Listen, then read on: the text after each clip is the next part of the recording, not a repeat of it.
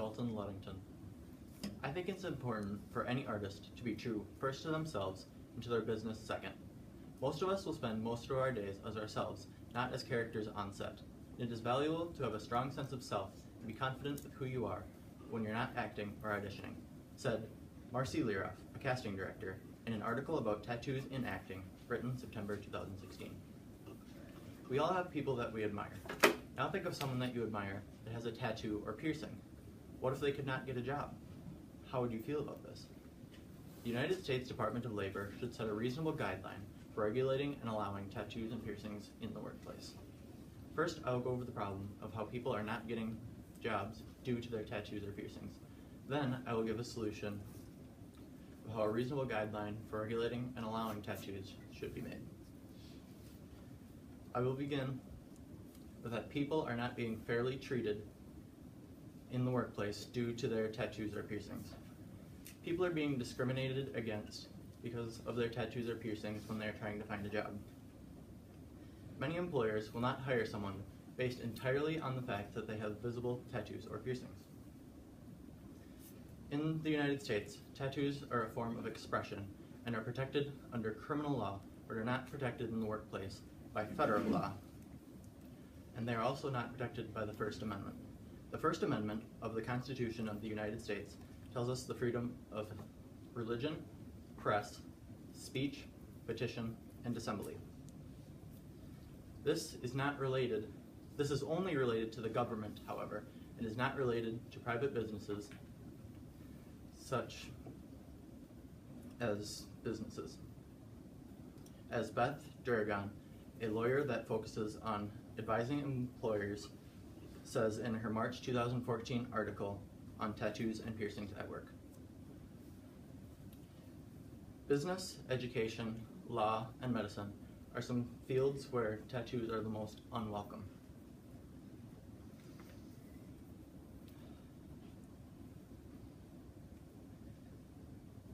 Right now, employers have the right to set guidelines on how much body art can be displayed.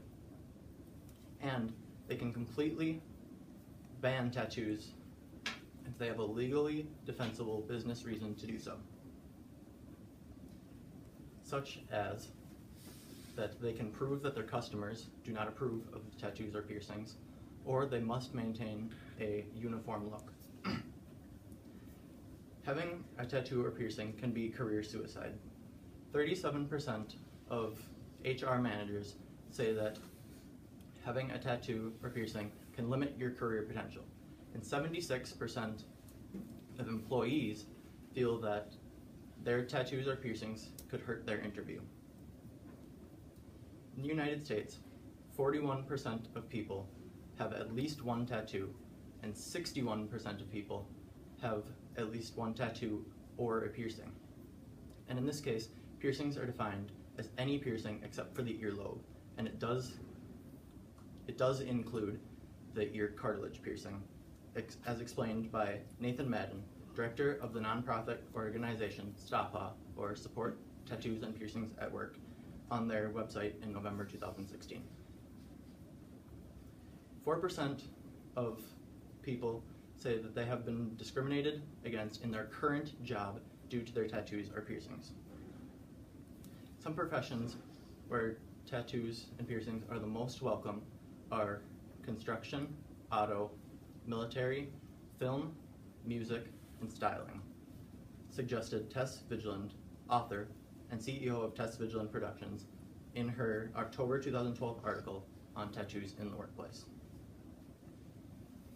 People are not getting jobs or are not getting promotions due to their tattoos and piercings. Catherine Taby, deputy media editor for the Huffington Post, reported a study by Dr. Andrew Timming, September 2013. Dr. Timming conducted a study of tattoos and piercings in the workplace, and he found an unnamed employer that said, when talking about visible tattoos, that it would stop me from employing them. This shows that there is a problem. In many cases, people will not even get the job if they have visible tattoos or piercings. And even If they do get the job, it is not guaranteed that they will not be discriminated against at work due to those.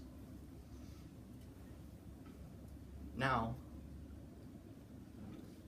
I have given you the problem of tattoos and piercings at work, and I will go over a solution to that problem. A reasonable guideline for regulating and allowing tattoos and piercings in the workplace should be made. The U.S. Department of Labor does many things, including protect the rights of workers, and they should protect the rights of tattooed and pierced workers as well. This guideline should be reasonable and accepted by all. Tattoos should be deemed appropriate. If you would not allow it on a t-shirt, then you should not allow it on the skin, and guidelines for the appropriateness of ink should be given. The dress code should also not change if you have a tattoo or piercing. If your work requires long sleeves, that is fine, but make that the same for everyone. If the tattoo is not covered up by the standard dress code, then no punishment or exception to the rules should be made. There are some differences between tattoos and piercings, but not many. Piercings, according to Jay Wixon, writer for Small Business Crown, in his June 2016 article on tattoos and piercing discrimination, says that piercings may be removed for safety purposes, but tattoos, however, do not pose any safety concerns. Body modifications are completely different in the workplace, however.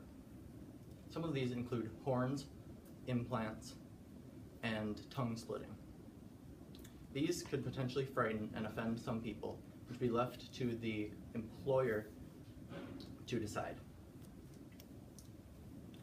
This plan should go into effect right away because it will make it mandatory for employers to hire people who have tattoos or piercings.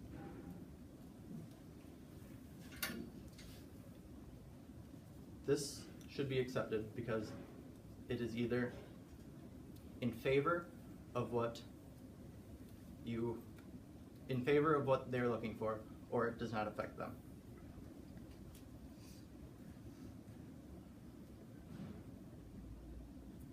In conclusion, we can see that tattoos and piercings should be allowed in the workplace. I first went over the problem of how people are not getting hired due to their tattoos and piercings. Then I gave a reasonable solution to how these tattoos and piercings should be regulated. The United States Department of Labor should set a reasonable guideline for regulating and allowing tattoos in the workplace. I hope that this has opened your view on tattoos and piercings in the workplace. We all know at least one person that has some ink, and what if they could not get their job? Remember that you are yourself more often than you are at work. 8:23.